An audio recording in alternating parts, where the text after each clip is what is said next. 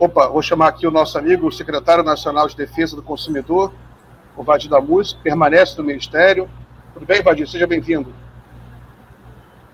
Boa tarde, Miguel. Boa tarde, amigas e amigos. Vamos lá. Vadir, a gente tem uma das principais notícias do dia, foi essa decisão do ministro Dias Toffoli de investigar a organização Transparência Internacional. Ela é uma decisão que se dá depois da Transparência ter feito inúmeras provocações. Ela tem passado os últimos dias atacando o STF, atacando o próprio ministro Dias Toffoli. Ela divulgou um relatório também em que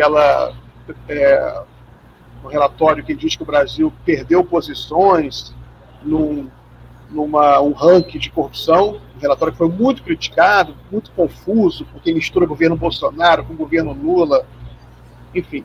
Eu queria saber inicialmente qual é a sua opinião sobre essa decisão do Dias Toffoli, o que você pensa do papel da Transparência Internacional hoje no Brasil? Olha, Miguel, a decisão do ministro Toffoli é absolutamente correta, né? É bom lembrar que Sérgio Moro e os procuradores da Lava Jato foram considerados suspeitos, né, por conta da sua atuação. Ficou demonstrado ali que havia um conluio, né, entre juiz e acusação, e isso gera consequências, né? Todo mundo que foi julgado pelo Sérgio Moro, empresas, pessoas físicas, sejam elas culpadas ou não de fato, mas agora arguem a suspeição desse juiz, né? Na verdade, a Lava Jato, ela instaurou, não foi o combate à corrupção, instaurou anarquia no sistema de justiça brasileiro. E, consultando aí os diálogos da Operação Spoofing, se vê que essa Transparência Internacional ela tinha uma atuação mancomunada com a Lava Jato. Tanto é assim que o fundo bilionário lá que o Dallagnol tentou inventar e que foi, em boa hora, impedido de fazê-lo pelo Supremo Tribunal Federal, esse fundo seria gerido por essa ONG, né?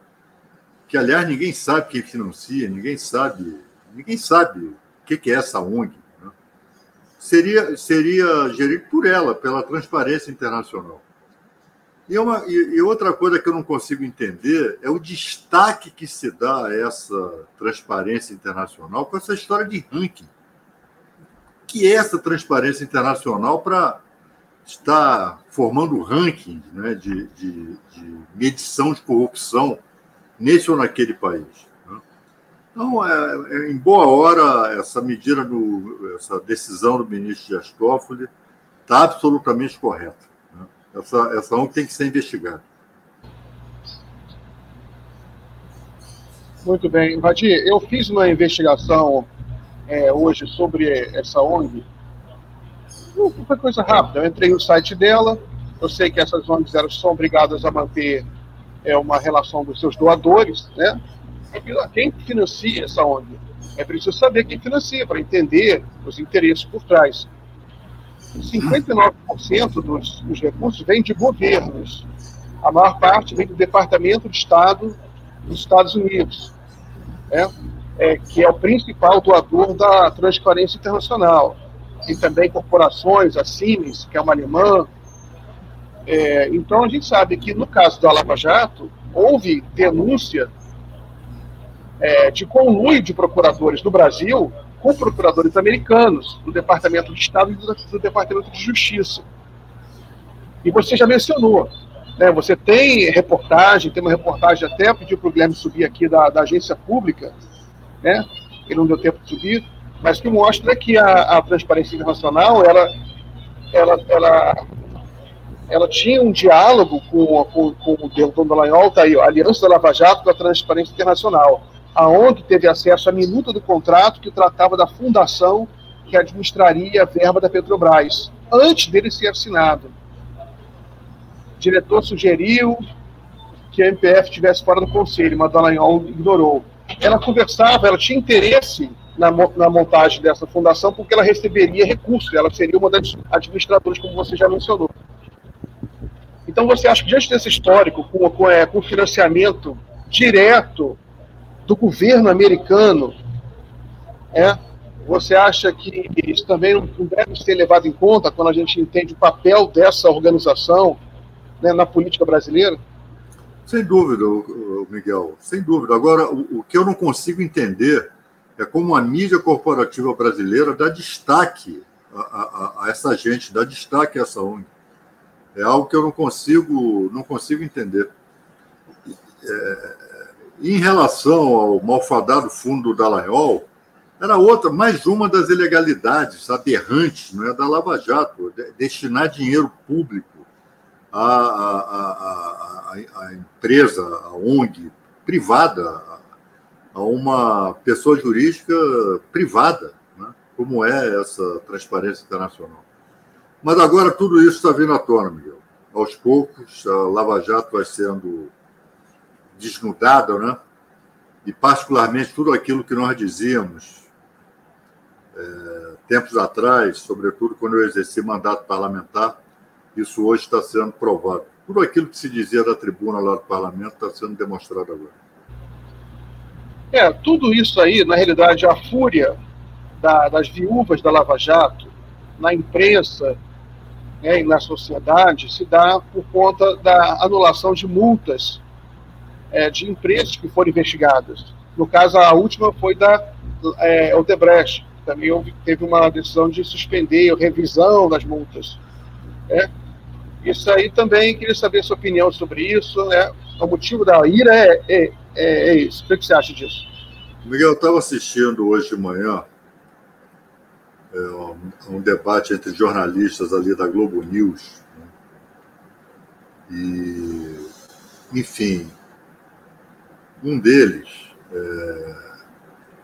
levantando a especulação, olha, isso talvez seja uma retaliação contra a Transparência Internacional que investiga a corrupção em todo o mundo, né? E é claro que no Brasil, os insatisfeitos com esse combate à corrupção, que supostamente é encetado aí, efetuado aí por essa ONG, né? Isso gera ressentimentos, e agora pode se tratar de uma retaliação. Então tem que tomar muito cuidado, né, com esse tipo de investigação. E também questionava o fato, ora, por que quando se trata do Ministério Público, se alega pressão nos acordos de leniência, e quando se trata, por exemplo, da CGU, da Controladoria Geral da União, que disse que lá não havia pressão, né? Por que há esse tratamento diferente? Ora, por um simples motivo. A CGU não tem condições de mandar ninguém para a cadeia. O Ministério Público, que celebrava esses acordos de leniência, podia mandar quem não assinasse o acordo para cana. Podia mandar para a cadeia. Né? Então, qual é a credibilidade que pode ter um acordo de leniência quando já se sabe que os juízes procuradores eram suspeitos e hoje se sabe que um dos métodos da Lava Jato era a ameaça, era a coação, era a prisão preventiva sem prazo, né? Para forçar acordos de delação premiada e acordos de leniência. Ora, isso hoje está sendo questionado e com razão. Então, o ministro Toffoli não anulou monocraticamente esses acordos, suspendeu até que o plenário ou a segunda turma do Supremo Tribunal Federal decidam se esses acordos, de fato, eles foram legais, se eles foram escorreios, se não houve pressão, né, se não houve coação.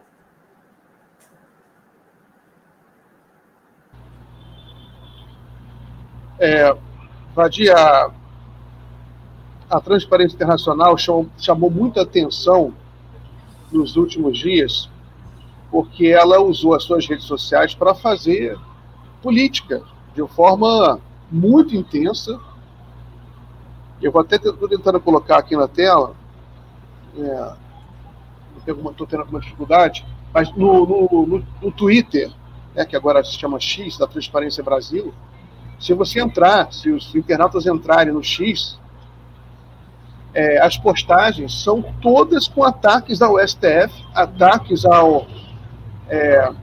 uma linha de investigação do STF. O STF, ele de fato, está revendo posições que tinha tomado no passado em relação à Lava Jato, e a Transparência está atacando. Eu queria saber, é normal, você acha normal isso, uma agência que recebe milhões, centenas de milhões de dólares de governos estrangeiros, ela atua no Brasil, ela opera no Brasil, e depois do que ela passou, depois das inúmeras reportagens mostrando os responsáveis pela Transparência Internacional conversando com o Deltan Dallagnol, você acha normal que uma agência ela tenha uma atuação política tão intensa, criticando, atacando o STF? Olha, Miguel, eu acho até que é um comportamento imprudente aí dessa turma aí, dessa Transparência Internacional, já que ela está sob investigação. Né? Ela acha o quê? Que vai angariar simpatia lá no Supremo Tribunal Federal com esse tipo de comportamento? E com que idoneidade moral ela se manifesta dessa maneira, né? Se isso aí foi reunido aí no processo de investigação aí que foi instaurado pelo ministro Toffoli, eu acho que piora a situação aí dessa ONG.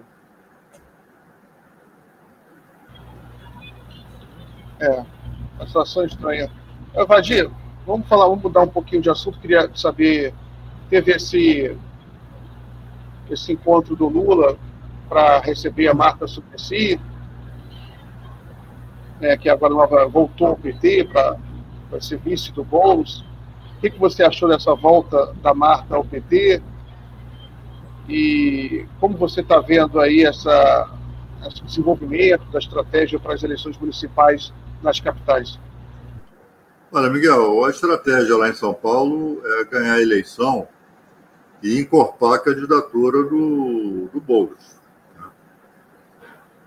Então, a volta da Marta Suplicy às hostes do PT para ser candidata a vice-prefeita é coerente com essa estratégia.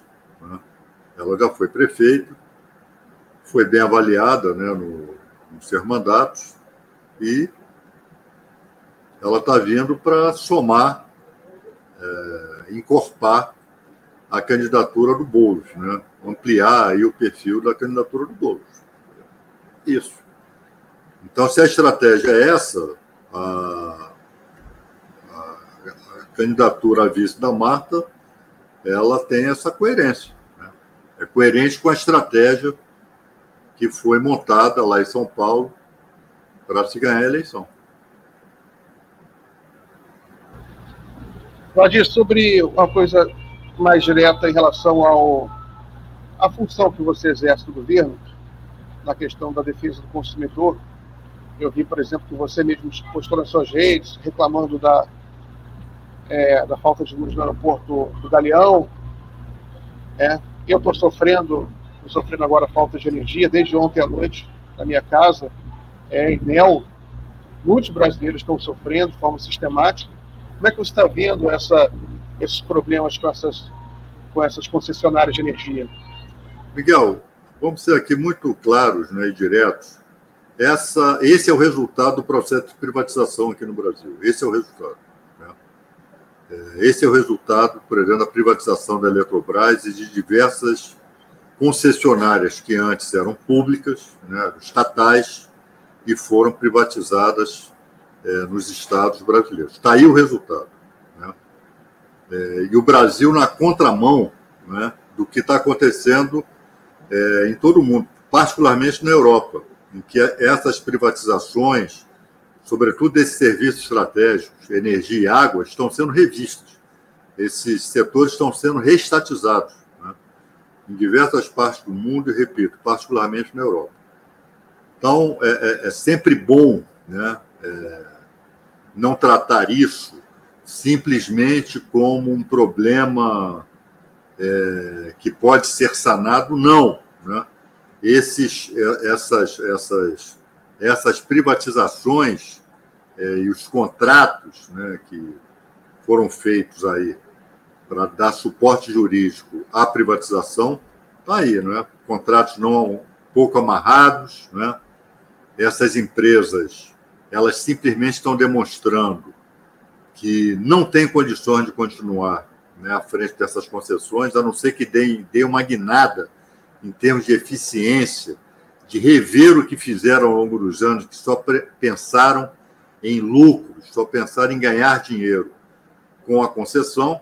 Agora está se vendo, demitiram setores aí especializados, terceirizaram atividades fins, né? E está se vendo aí agora o que está acontecendo. Da nossa parte, o que nós podemos fazer, estamos fazendo, né, que é abrir processo administrativo.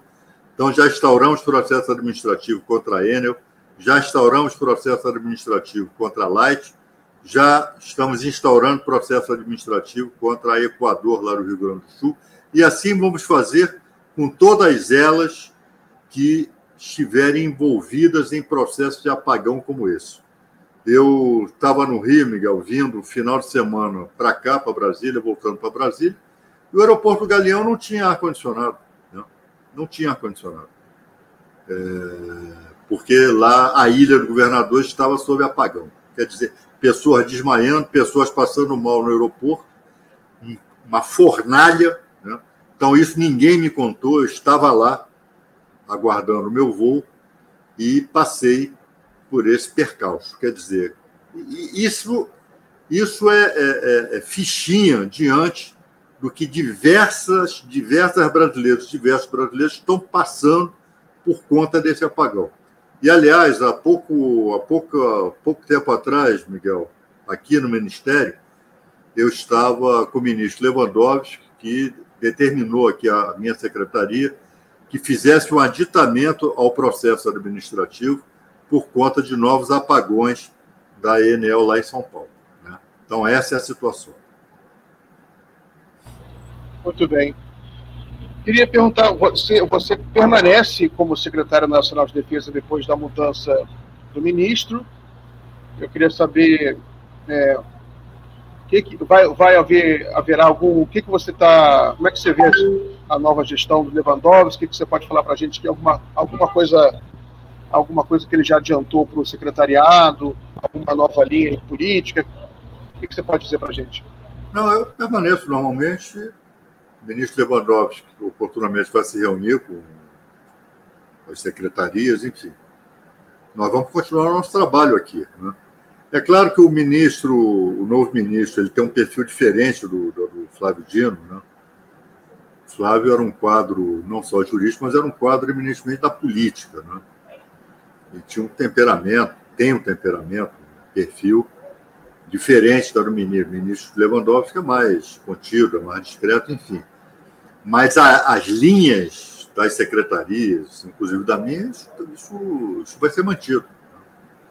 E isso funcionou muito bem no ano em que o ministro Flávio Dino esteve à frente do Ministério, como vai continuar funcionando à frente do Ministério, com o Ministério tendo à frente o ministro Ricardo Lewandowski.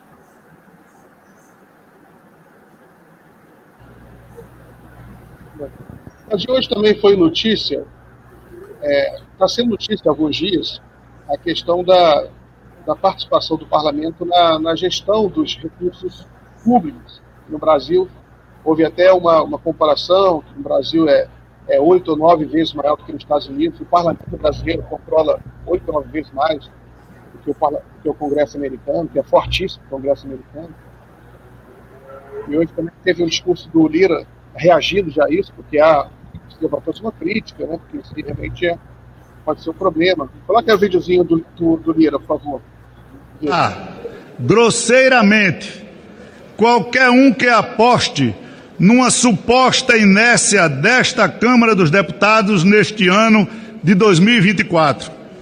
Em razão sejam por causa das eleições municipais que se avizinham, seja ainda em razão de especulações sobre eleições para a próxima mesa diretora a ocorrerem apenas no próximo ano. Errará ainda mais quem apostar na omissão desta casa, que tanto serve e serviu ao Brasil, em razão de uma suposta disputa política entre a Câmara dos Deputados e o Poder Executivo. Para esses que não acompanharam nosso ritmo de entregas e realizações, deixo aqui humildemente um importante recado: não subestimem esta mesa diretora, não subestimem os membros do Parlamento e dessa legislatura.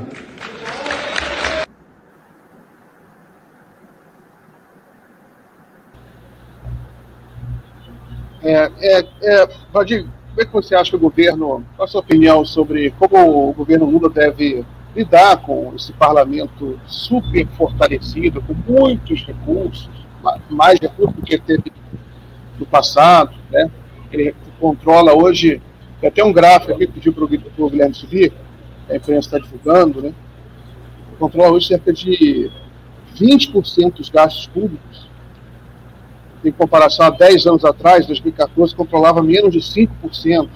Agora ele vem aumentando depois do impeachment, sobretudo, em uma escala. Como é que você acha que o governo Lula deve lidar? E como é que você acha que ele está lidando? Como você acha que o Lula está lidando com o parlamento? Isso é uma distorção, né? Isso é uma completa distorção. Isso engessa o governo, né? E permite que o presidente da Câmara, na reabertura dos trabalhos do Congresso, venha fazer ameaças e fazer bravata.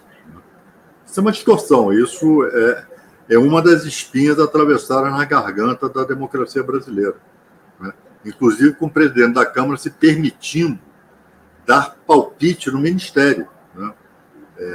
Entender que o ministro das Relações Institucionais deve ser demitido, né? Enfim, né? O presidente lida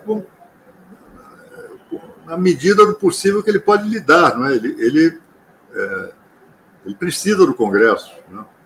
Esse presidencialismo de coalizão resulta disso, né? Então o presidente vai se equilibrando, né? Não vai ceder à chantagem, né, de demitir o ministro Padilha, né? E, enfim, vai se equilibrando. Agora, é uma distorção. No regime presidencialista, o Congresso Nacional ter essa força orçamentária que nenhum outro parlamento do mundo tem, né? Isso, de uma certa maneira, remonta também à Constituição de 88, porque toda a Constituição de virada de um regime autoritário, ditatorial para a democracia, o poder executivo é estigmatizado como aquele que exerceu a ditadura e os demais poderes são aqueles que agora têm que receber a lufada, né, de ventos democráticos. E muitas vezes se perde a mão nesse sentido, como se perdeu a mão em relação ao Congresso Nacional. Valdir, aqui a última pergunta, antes de terminar aqui o nosso bloco. Vou receber aqui outra convidada às 6 horas. Uma opinião sobre o que está acontecendo na Palestina, na faixa de Gaza, sobretudo, né, que tem deixado todo o mundo inteiro muito perplexo. Um verdadeiro massacre. E agora teve esse caso, essa agência humanitária, que os Estados Unidos cortou o financiamento. Há toda uma perplexidade quanto a isso também. Qual a sua opinião sobre isso, Valdir? Onde é que a gente vai parar? Olha, Miguel, eu complementaria aí perplexo e passivo, né? Perplexo e passivo, porque é inaceitável o que está acontecendo na faixa de Gaza. Isso é genocídio, né? Isso é uma política de Israel de extermínio, é uma programação de Israel, né, de tomada de território. Isso foi anunciado logo depois da ação do Hamas lá em Israel. Os dirigentes israelenses deixaram claro, né, é tomada de território mesmo, é limpeza étnica, né, e é genocídio, né, é uma política genocida, né, de Israel, sob os olhares perplexos e passivos de todo mundo, né. A ONU mostra mais uma vez, para o caso, a sua impotência, né, e Israel faz o que bem entende, sob os auspícios aí dos Estados Unidos, né. Israel faz o que faz por conta do apoio solidário dos Estados Unidos, né, a sua política de extermínio. E isso desde 1948, isso não é de agora, não. Esse tema, Palestina, faixa de Gaza, né, Cisjordânia, isso é desde sempre, isso é desde 1948. Né. Então é aterrador o que está acontecendo na faixa de Gaza e com o mundo basicamente de braços cruzados. É óbvio que há manifestações populares em diversas partes do mundo, mas eu me refiro àqueles que têm poder de decidir, né? E, na verdade, acabam chancelando o que Israel está fazendo na faixa de Gaza. Maravilha. Vadir, muito obrigado, então, pela sua participação. Boa semana para você. Forte abraço. Um abraço aí a todos e todas.